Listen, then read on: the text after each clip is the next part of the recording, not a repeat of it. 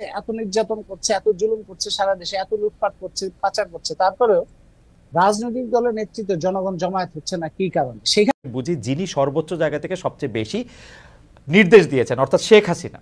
আমরা গত সরকারের প্রধানমন্ত্রীর বিচার করার জন্য আমরা আসলে কি উদ্যোগ এই মুহূর্তে নিচ্ছি, তিনি এখন কোথায় আছেন, সরকার কি একটা বিষয় আমি একটু পরিষ্কার হতে চাই। আপনি খুবই চমৎকারভাবে বললেন যে মানে কিন্তু আমি একটু নিয়োগের জায়গা থেকে যে প্রফেসর ডক্টর মোহাম্মদ জি ইউনূস বলেছিলেন যে জি ছাত্ররা নিয়োগ দিয়েছেন বা ছাত্ররা এনেছেন, আপনি কি এই নিয়োগ প্রক্রিয়াটা সম্পর্কে যারা আসছেন, যেহেতু প্রশ্নটা উঠবে আমার কোনো আপত্তি নাই, কারণ হচ্ছে যে আপত্তির প্রশ্নও নাই, কারণ আপনারা একটি ক্রান্তিকালে কেন আপনারা মানে মানে কেন সৈয়দা রিজওয়ানা জি হাসান, মানে এটা কে ঠিক করে দিল, মানে জি আপনার নিয়োগকর্তা আসলে কে, মানে ডক্টর মোহাম্মদ ইউনূস, ছাত্র জনতা, প্রেসিডেন্ট শাহাবুদ্দিন চুপ্পু, মানে জি কে আসলে? আমাকে আমাকে তো শপথ নিতে হয়েছে, যেহেতু এখনো সংবিধান আছে, সেই সংবিধানে যেভাবে বলা আছে সেভাবে শপথ নিতে হয়েছে। তবে আমরা যেটা দেখেছি, আপনিও সেটা দেখেছেন, যে আমরা বিভিন্ন ফেসবুকে, বিভিন্ন সামাজিক যোগাযোগ মাধ্যমে বিভিন্ন নামের তালিকা দেখছিলাম, কিন্তু আমাকে আসলে সন্ধ্যা 6:15টার সময় ফোন করা হয়েছে যে আপনাকে একটু বঙ্গভবনে আসতে হবে শপথ নিতে। তার আগ পর্যন্ত আমি কিছুই জানতাম না। মানে আমি নাম তো অনেকেরই অনেক অনেক জায়গাতে দেখেছি। আর তারপরে আমার এর আগে যে আন্দোলনরত ছাত্ররা আছে, তাদের মধ্যে থেকে দুই একজন আমাকে ফোন করে জিজ্ঞেস করেছে, সেটা হচ্ছে 7 তারিখের 7-8 তারিখের দিকে, যে আমরা যদি আপনাকে প্রস্তাব করি, আমরা একটা তালিকা দিচ্ছি, আপনি কি সেই তালিকায় থাকতে চাইবেন কিনা। আমি তখন বলেছি যে আমি তো আসলে যদি দায়িত্বের ব্যাপার হয় আমি দায়িত্বে না বলবো না, কিন্তু আমি কি জানতে পারবো অন্য কারা আছে। তারা বলছে না, এটা এটা আমরা বলতে পারবো না। হ্যাঁ, ফলে তাদেরকে আসলে খালেদ, সে সময় যদি আপনি জানি না বাংলাদেশে ছিলেন কিনা, থাকতেন, তাহলে আপনি বুঝতেন যে সে সময় ওরা যা বলবে, ওরা যে কষ্টটুকুন করেছে, যে আত্মত্যাগটুকুন করেছে, সে সময় আর কোনোভাবেই নেতিবাচকতার না না, দিকে যাওয়ার উপায় ছিল না। তবে অ্যাবসলিউটলি। আমার ধারণা এটা একক কোনো যে ছাত্র গোষ্ঠীরা মিলেই ঠিক করেছে তা না। আমার ধারণা বিভিন্ন জায়গা থেকে কিছু নাম এসছে। তারপরে তো আমরা দেখেছি যে একটা নেগোসিয়েশন প্রসেস চলছে, ছাত্ররা যাচ্ছে, ওখানে সেনাবাহিনীও থাকছে, প্রশাসনের কিছু লোকও ছিল। কাজে আমার ধারণা সকলে মিলেই হয়তো একটা সিদ্ধান্ত হয়েছে। রেজান আপা, আপনাকে ধন্যবাদ। আমি একটু প্রফেসর আনু মোহাম্মদের কাছে যেতে চাই, রাজনীতি প্রসঙ্গে আমি আসলে প্রফেসর আনু মোহাম্মদের কাছে জানতে চাইবো যে আহ, প্রফেসর, এইটা কি একটা রাজনৈতিক শূন্যতা, এইটা কি একটা আওয়ামী লীগ বিএনপির প্রতি মানুষের একটা অনাস্থার যে আমরা একটা বয়ান শুনি সেইটা, যে একটা নেরেটিভ যে না আওয়ামী লীগ বিএনপি কাউকেই ভালোবাসে না, অন্য একটা গ্রুপ আসতে যেতেছে, ব্যাপারটা কি সেরকম, নাকি আসলে এটা পুরনো রাজনীতিরই একটা রূপ?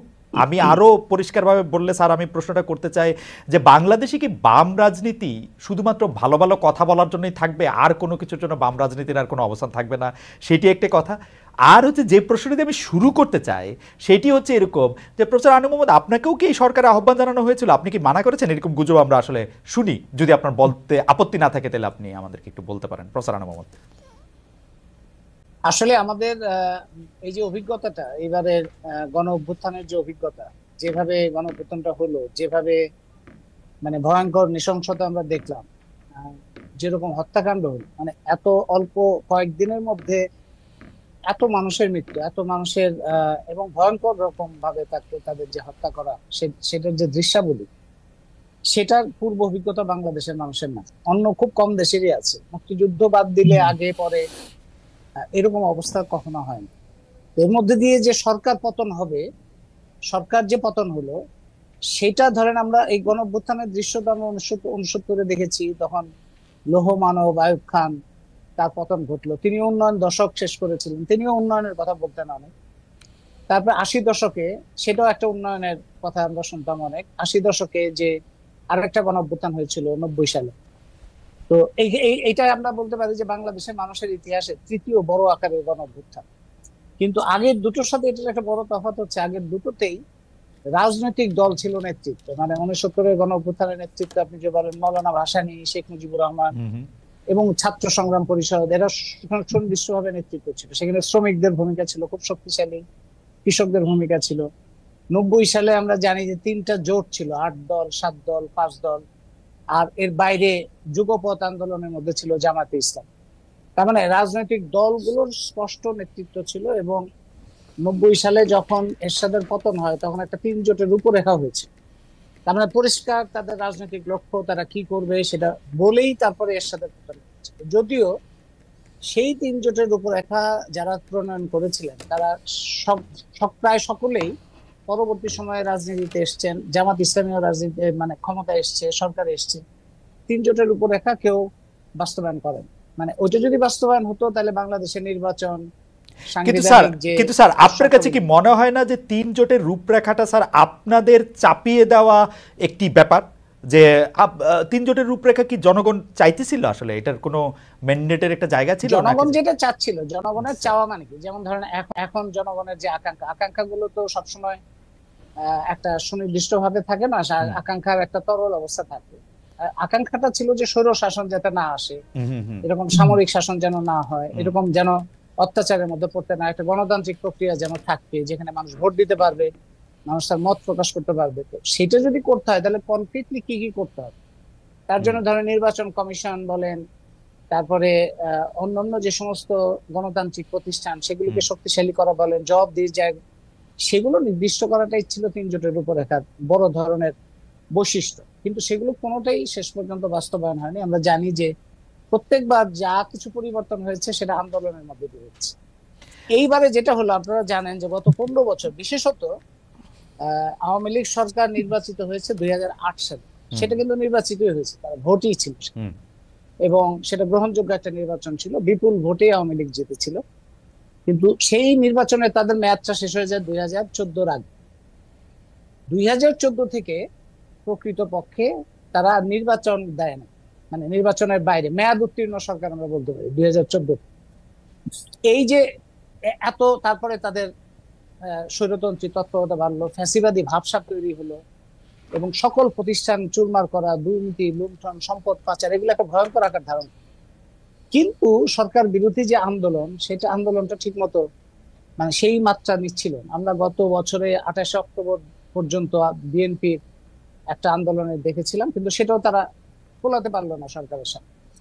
তো এই যে সরকার এত স্বৈরতন্ত্রী হচ্ছে, এত নির্যাতন করছে, এত জুলুম করছে সারা দেশে, এত লুটপাট করছে, পাচার করছে, তারপরেও রাজনৈতিক দলের নেতৃত্বে জনগণ জমায়েত হচ্ছে না, কি কারণে? সেখানে আপনার ওই প্রশ্নের উত্তরটা যে জনগণের কাছে বিকল্প যখনই তারা চিন্তা করতো, এটা আমরা সবসময় শুনে এসেছি, যখনই তারা বিকল্প চিন্তা করতো তাদের মনে হইতো যে আবার তো একই জিনিস আসবে, আবার তো একই ঘটনা ঘটবে, এটা তাদেরকে পিছিয়ে দিত। স্যার আমি একটু আপনাকে স্যার আমি একটু আপনাকে থামাই স্যার।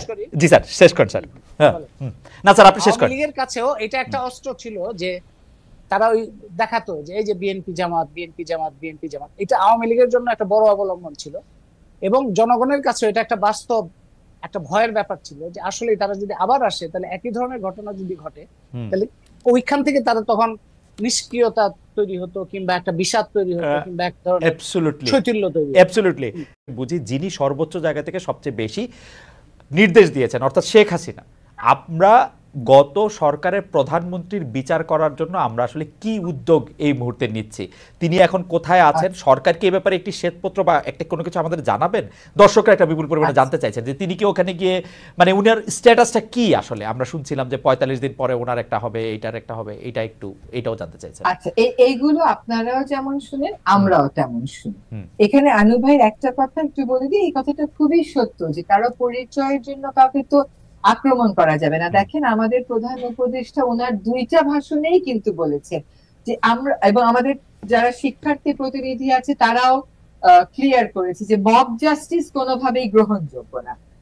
এবার এটার সপক্ষে কখনো কোনো যুক্তি থাকতে পারে না। কিন্তু যদি এই যে মামলাগুলো করা হচ্ছে, এই মামলাগুলোর ক্ষেত্রেও দেখেন আমাদের পরিচিত, আমরা জানি অত্যন্ত ভালো একজন সাংবাদিক, তাকেও ঢুকিয়ে দেওয়া হয়েছে।